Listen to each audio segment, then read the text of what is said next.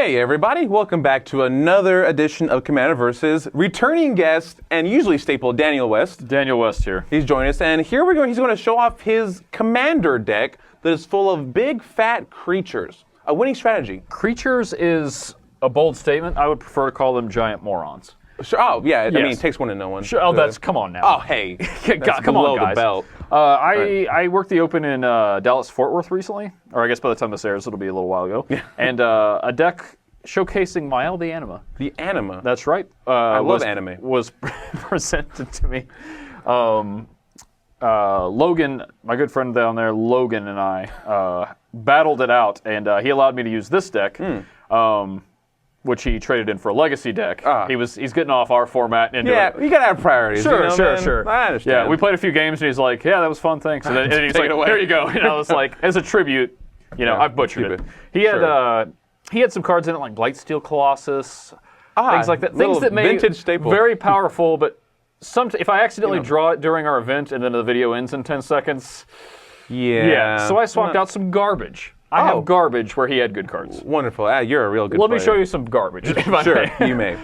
Here we have Nova Blast Worm. Now this one I think was actually in his deck. Nova Blast Worm, when it attacks, it blows up everything Even else. your creatures. I mean, what do you do? I mean, he was the Chase Mythic from Worldwake. Easily. Yeah. Easily. Speaking of Chase Mythics, Mythics. we have a World World Spine Spine Worm. Worm. Yeah, which, what's the biggest creature of all time? I don't... People very often will say, it's Emrakul, right? And I'm like, Emrakul? no, World Spine Worm. Why is he bigger? Well, he's the same, but nobody ever thinks of this guy. Oh, he has trample. I'm giving him FaceTime. Oh, Emrakul can be chump blocked. That's true. Yeah, That's guy. true. Not gonna work around. Cloud Thresher, also a card I'm very fond of that's not as powerful as I took out a Chroma. Like I'm kind of tired of seeing a Chroma or whatever. She's pretty good. So I like this card. I'm okay Cloud with it. Thresher's pretty good. I mean, quad green the mana cost, but people were casting it with Esper Charm, Cruel Ultimatum instead. I probably won't be casting him anyway, so it doesn't. And Bogart and Hellkite. Bogart. It's nice to play this guy as a actual creature as opposed to a win condition in a Dragon Storm deck. So I'm not sure if he was in the original, but he's in this one, as well as Balefire Dragon. Balefire Dragon. I love this guy. I really like Balefire. He's one of my favorite creatures in my Kalia deck. Did you ever play against him in Limited? No. It was rough. Really? Yes. Funny how that works. But your Tree of Redemption survived. Moving on. Spearbreaker Behemoth, which I think we may have seen before. Did you play it in your Xenagos deck? Yes, I believe. There were no spears to be broken. That's true. On that time, but maybe this time he's not the best thing you can do. But sometimes he can be a real role He's player. really annoying Yes. sometimes. He can make your other. He's the idiot that makes your other large idiots stick around, weather permitting. Stay a while and listen. And the final giant idiot. Fittingly, another Shard's Chase Mythic. Oh, yes. From the first generation of Mythics. Oh, yeah. Yeah, that's right, yeah.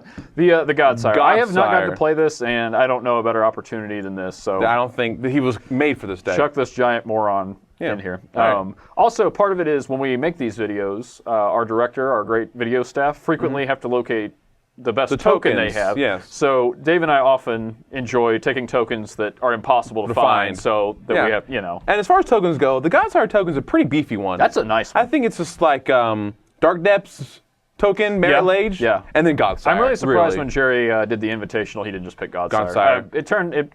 It made us think when Merit Age happened. Well, as for how to get these giant idiots into play, how? One of my favorite EDH cards is now Impromptu Raid because you know me, I don't like to think. And, I know. And Impromptu Raid is we've seen Ruhan in action. It's Ruhan of the Fomori in enchantment form, where you just I have mana. Let's see if I can get a giant idiot. Wasn't he that creature that we played 2 weeks ago? He may have been. I don't remember. It's so long ago. Yeah, well, you probably have like a concussion after I was the beating concussed. you gave. But Impromptu Raid, you tap a little bit of mana, reveal your top card, and if it's a dude, you put it out, and you get to spend one turn with it. So make it count. This is how we make it count. Yeah. Well, some creatures, when they die, they leave around a little friend. They do. And if I do not want them to die, if I have a Resto Angel, it will treat it as a new copy. Whoa. I know. You it's got tricks here, man. I do have tricks. Some other minor role players, Academy Rector is... I have some other enchantments in my deck, but honestly, if I'm just going to go get Impromptu Raid. Yeah. I'm sorry. If you're tuning in because the tension, the excitement of a Rector target is what you're looking for, you turn away because it's going to go watch the other Commander Versus series. Yeah, get real. There aren't any. These other cards are set to manipulate top of my library so that I can Impromptu Raid. Excellent. Yes. Okay.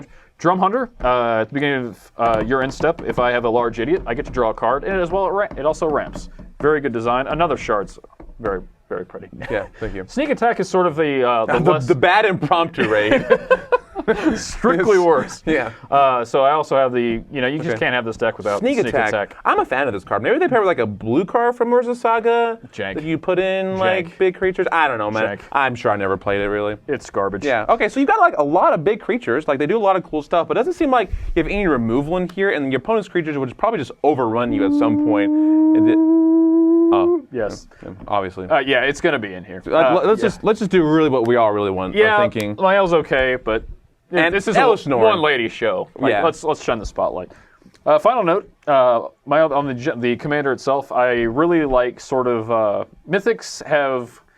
In the time since shards and since they were first introduced, have become very powerful, which is great. Yep. But I found a very distinct charm to the just sort of casual, fun, crazy myth, the Sphinx Sovereigns, the Godsires, and there's a special place in my heart because I feel like Mayael is a great inclusion to sort of that class of cards. So playing with her as a commander makes me very happy. I'm glad this format thrived and that those cards still get to see the light of day. Plus, she has really sweet art. If you ever look at the art of Mayael's Aria, it's very, very beautiful. One of the best arts ever. But Jason Chan, what else did he do? I believe he did Jace the Mind Sculptor. Never heard of it. Yeah, I don't know who that is. Yeah, can't beat an Impromptu Raid. All right, yeah. All right, so that's my big dumb idiot deck. And if we let's see what you got. What do you got? Oh, I got some stuff. All right, get it out. Let's see it.